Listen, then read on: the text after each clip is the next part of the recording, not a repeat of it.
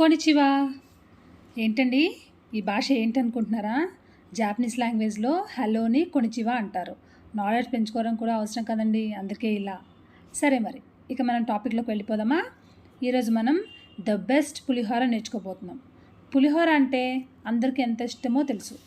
ఇక గుడిలో పులిహోరలాగా ఇంట్లోనే టేస్ట్ వస్తే ఆ ప్రశంసలే ఆగవు. ఇంకెందుకు ఆలస్యం, పదండి మరి ఎలా చేయాలో చూద్దాం. ముందుగా రైస్కి తగ్గ చింతపండు వాష్ చేసి నానబెట్టుకోవాలి. ఒక బౌల్లో వేసి స్టవ్ మీద పెట్టి ఉడకనివ్వాలి. అంతలోపల ఒక బాణల్లో జీలకర్ర, మెంతులు, ఆవాలు, కరివేపాకు, ధనియాలు, ఎండుమిర్చి, కొద్దిగా మిరియాలు వేసి కలర్ మారే వరకు వేయించాలి, పొడి చేసుకోవాలి. తర్వాత ఉడికిపోయిన చింతపండుని వడకట్టి జ్యూస్ తీసుకోవాలి.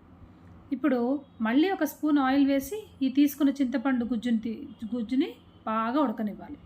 అందులో పసుపు, పచ్చిమిర్చి వేయాలి. ఇక పోపు పెట్టుకుందాం. ఒక బాణల్లో పోపు దినుసులు వేసి కొద్దిగా ఇంగువ, వేరుశనగపప్పు, జీడిపప్పు, కరివేపాకు వేసి కలర్ మారే వరకు వేయించండి. ఇక ఉడికిన రైస్ని ఒక వెడల్పు ప్లేట్లో తీసుకొని అందులో చేసి పెట్టుకున్న పొడిని చల్లేసి చింతపండు గుజ్జు, తగినంత ఉప్పు వేసి బాగా కలపాలి.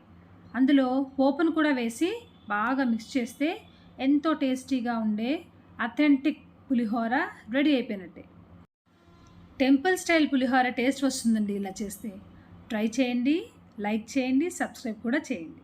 ఇక ఇవాల్టి కోట్ ఏంటంటే, be yourself, everyone else is already taken.